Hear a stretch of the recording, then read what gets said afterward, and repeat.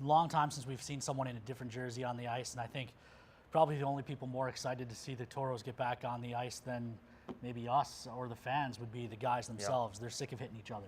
Yeah, and that's, that was something that Cody said this week leading up to it, is that they're just excited to see guys in a different uniform, and what better team to do it than in-state rival, the Bismarck Bobcats.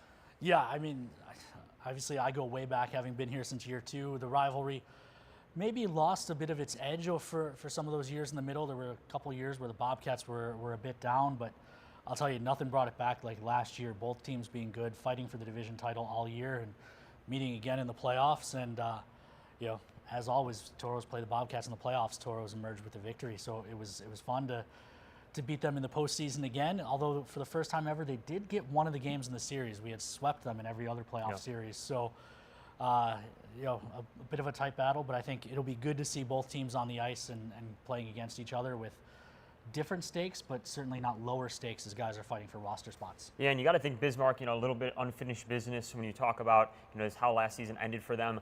And, some of the new guys, too, I think it's going to be a really interesting experience for them. Their first taste of junior hockey is going to be against 2 rivals, and maybe that ups the stakes a little bit more, at least for them. Yeah, no better way to learn to be a Toro than playing the Bobcats, right? You want to get an idea, especially for some of those younger guys.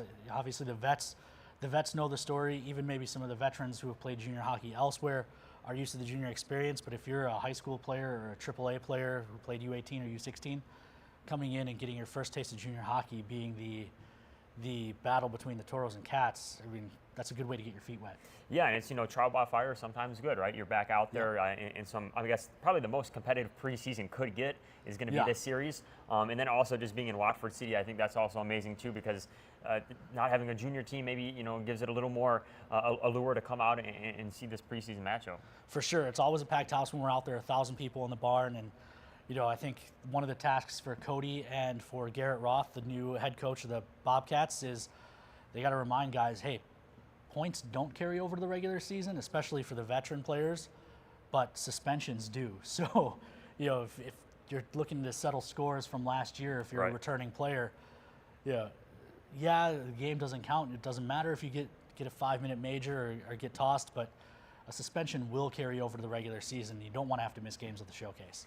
Yeah, and I think, one other just last important nugget of information as well, too, is the Toros don't come back home until October 11th, I want to say, beyond next weekend at a preseason matchup here. So, it's better you get your feet wet now and, try to avoid staying out of that stuff, because then you're going to hit the road and go to Austin the first weekend of the season. Yeah. So, you kind of want to be ready right from the jump, and I think they'll have an opportunity to do that this weekend. For sure, and for a lot of these guys, playing in front of 1,000 people will be a new experience. So it's cool going out to Watford and playing in the Rough Rider Center in the preseason, letting guys, not that our fans don't care about preseason, but you look at the last few years historically, we only get about 400 or 500 people for a preseason game, which is awesome in the middle rink, but you want guys to get that experience in front of playing in front of a ton of fans. You go to the showcase, there's going to be 600-700 people in the building. You go to Austin the following weekend for their home opener, there's going to be 1,000 plus in the building, right? And then you come back here for our home opener, it's going to be 2,000 plus in the building. Yeah. So that is a new experience for a lot of players. A good way to get used to that is out in Watford when that building, like you said, it's going to be a fun environment. Yeah, so that should be fun. Preview story is up on the website as well, so a lot more information about this series. You can give that a read. That went live today, so definitely worth a read. And we're finally here tomorrow. We'll have a Facebook audio stream, I believe. Yes, we're doing Facebook audio, not on NATV. Last year we were on NATV. The facility can only handle one or the other, so this year the Bobcats get to do NATV. We're doing audio only. It'll be Edward and I on the call all weekend. Trying to do our best to keep you entertained like we do every day here on the show. But how about that? We haven't really talked about that. How nervous are you for your first game on the mic here? Yes. Yeah, I'm very excited. I've watched a lot of you and a lot of hopefully some better broadcasters as well. But it's fun. I think the community here, both when we're at home and on the road, is really strong, whether it be on the Facebook or NATV. So I'm excited to be a part of it, and I'm really looking forward to it. So it should be fun. But also we have a 90s trivia again coming to you, edited by Grace Sandy and directed. With the guys trying their hand at some more trivia. That was Perreault and Edwards today. It's just Grace using the players to make me feel old. Yeah. That's all this segment is. So without further ado, we're going to roll out with that. Thank you for tuning in to Tauros All Access today and this week. First week under the belt. We'll be back on Monday, same place, same time.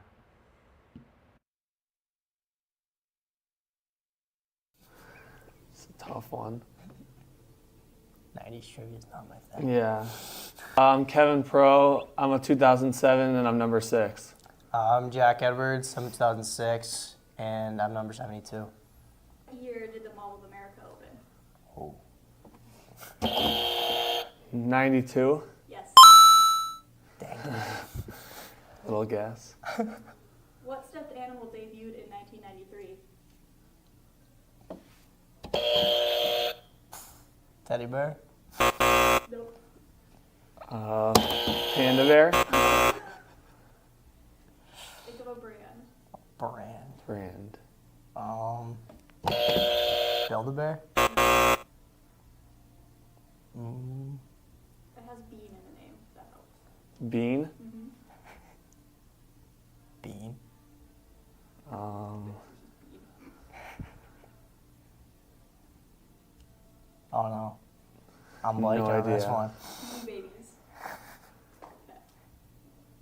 Which 90s boy band is the best-selling boy band? One Direction.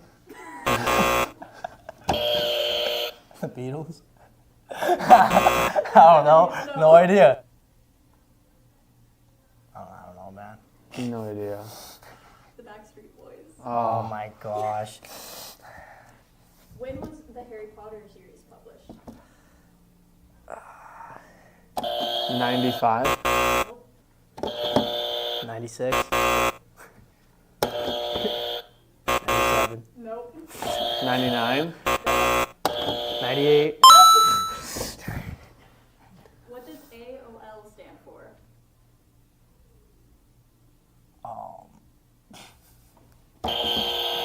All Out Loud.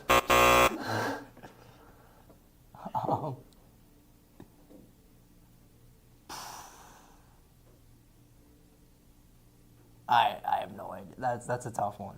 America Online. Oh. No, Was not that was getting not that. coming to my Was not mind. getting that. What show did Will Smith star in the 90s? What show did he star in? Fresh Prince of Bel-Air. Yep.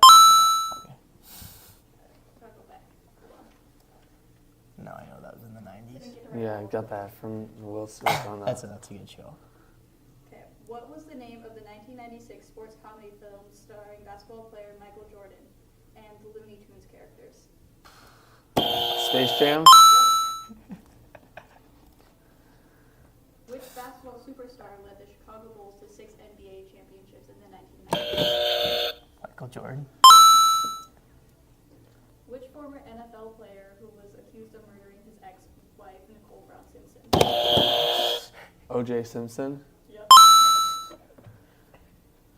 What was the name of the iconic TV show that aired from 1994 to 2004 following the life of 6 friends living in New York City?